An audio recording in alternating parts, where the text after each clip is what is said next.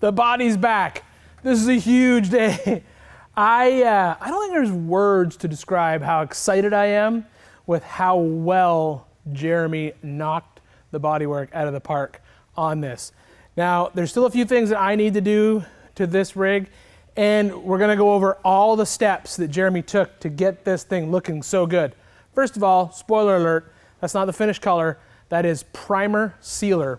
We're gonna get this body onto the chassis, get it running and driving, get all the work done, and then we'll drive it over to Kevin's shop where Jeremy will come up and paint it, and then that will be when we actually see the final color on the rig. But before I show you all the stuff that Jeremy had to do to this body, there's one thing that I want to do, even though it's completely out of order, I don't care.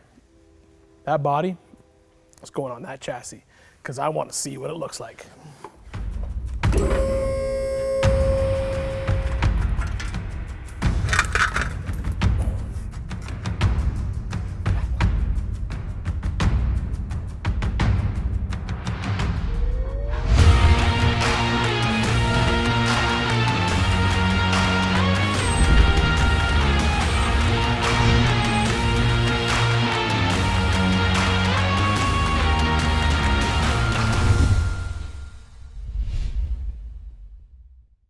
Now, I'm not going to bolt the body down onto the frame. I just had to see what it was going to look like sitting on the rolling chassis, and I got to say it looks absolutely amazing.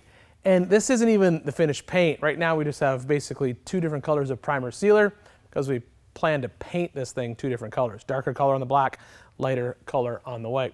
Now, I'm sure a lot of you want to know, how did this body get to this point? Well, it's all because of a guy by the name of Jeremy Winters. But who is Jeremy Winters? Well, Jeremy Winters, he is an auto body collision expert. He's very knowledgeable in his field. He hosts a podcast called Booth Talk Radio. I first met him when he first came up here to help Kevin Tates with his Jag, and then again with his C10 build on his series, Hands on Cars.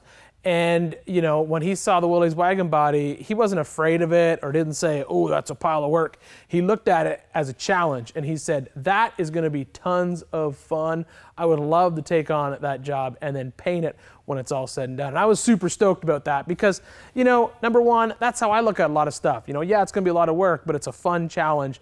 And for him, I knew that he would be able to knock this thing out of the park because I'd seen his work before. But I wanted to make sure that you guys could see how much work it takes to turn a classic 60-some-year-old truck that's got a bunch of surface rust and some, you know, let's be honest, questionable metal repairs and make it look this damn good. So I asked him to basically keep a running diary, write down all the stuff that he does, and then shoot a bunch of stuff with his GoPro and his phone, and then just give me all of that. So you and I can take a journey through what it took to get this Willys Wagon body from this to that. First thing he had to do was strip the body basically to bare steel. Now he started with something that's called a cup brush. That's used a lot to prep beds for bed liner, and it just basically cleans out the majority of the grooves and helps deal with any heavy pitting from the surface rust. Then the body was blown out and prepped with a solvent-based wipes so you could get ready to do a bunch of welding on the body.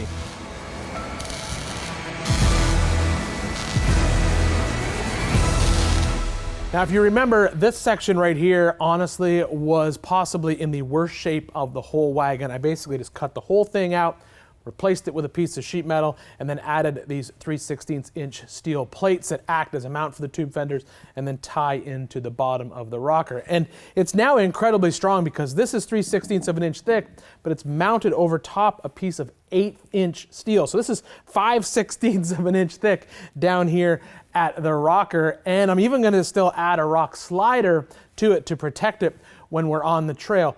But both myself, Kevin, and Jeremy, we spent a lot of time trying to figure out what is going to be the best way to deal with the seam between the thick steel and the thin sheet metal. Jeremy made the call to fully weld every single joint because he was concerned that by simply tacking, it would eventually ring out from constant flexing of the metal. I'm assuming that's a bodyman term. He's seen shaved door handles break through the bodywork in the past, and considering this is an off-road rig, he was worried that any flex in the body might cause a crack in the future. So he welded every single seam on this truck, and that took a pile of time. Then he went through and radiused all the edges of those plates so it matched the factory body lines perfectly. And you can really tell back here in the corner, you can see this is a factory stamped steel body line, and when you go across to the 3/16 plate, it's hard to tell them apart. I can't even remember where the seam is back here on the corner. One thing to note though, he didn't weld these back corners because he was concerned that he wouldn't be able to get the grinder in here to make that radius perfect. So what he actually did was he made the decision to use some SEM panel bonding adhesive on this back corner as well as the other. Now, considering it's at the back of the rig, I really don't think this thing's gonna twist at all when it's on the trail. We're certainly confident that we're not gonna have to worry about this joint. Plus, I mean, new cars are glued together with panel bonding adhesive all the time. I am sure it's gonna be just fine. And most importantly, it looks really, really good. Then it was time for actual bodywork. First step was to hit the entire body with 80 grit on a dual action sander. This was done to remove any surface contamination. Now, bodywork, he said, can be done over bare steel if it's prepped correctly.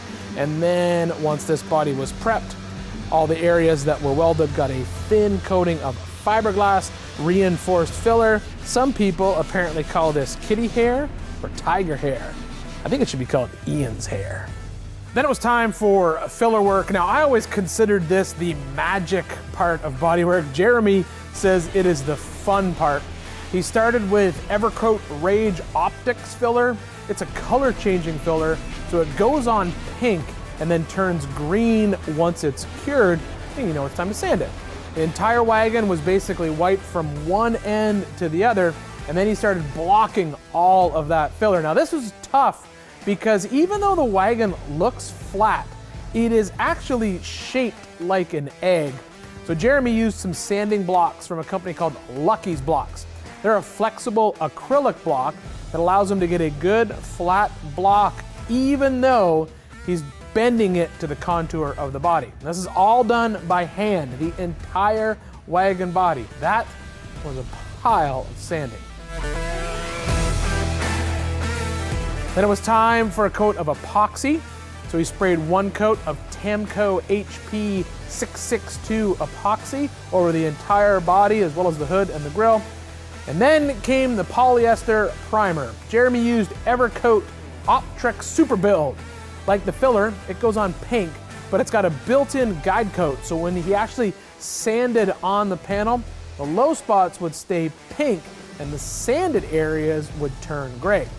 Once all that blocking was done, Jeremy coated the entire wagon with 2 coats of Tamco HP 5310 gray high build primer. And yes, more block sanding, this time with a 320 grit sandpaper. Then he applied 2 different sealers, black and white, both from Tamco. That way I could bring it back to the shop, still work on it, and not worry about compromising any of his bodywork. The sealers basically do exactly that, seal it. That way it'll be safe until we finish paint this entire thing. Today what I want to do is deal with the inside of this truck. You can see that the inside is still red, and that is because I didn't want Jeremy to spend a lot of time finishing out the inside of this truck because there's going to be some interior panels made, and then honestly I'm just going to paint the inside of this truck flat black. But before I do that, I got to deal with all these seams as well as put some sound deadening and some heat insulation down on this floor. And to do that, it's honestly just going to be easier to get this body off the frame.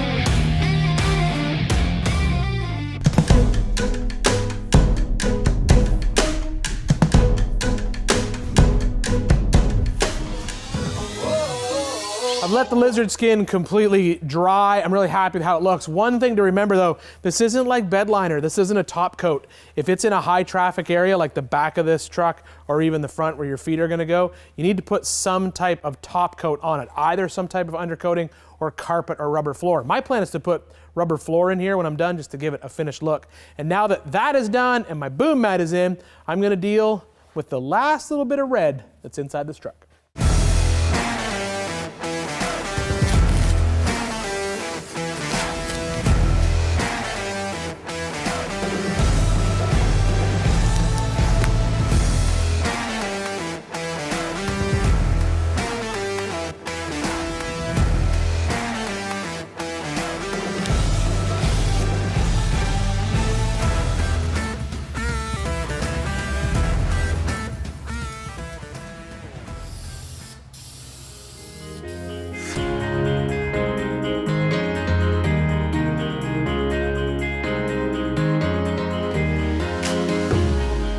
So number one, getting the body back from Jeremy, definitely happy to have it here in the shop. And number two, being able to finish out all of the inside now with my lizard skin, as well as my DEI boom mat, and then just basically blacking out anything inside this rig that was red.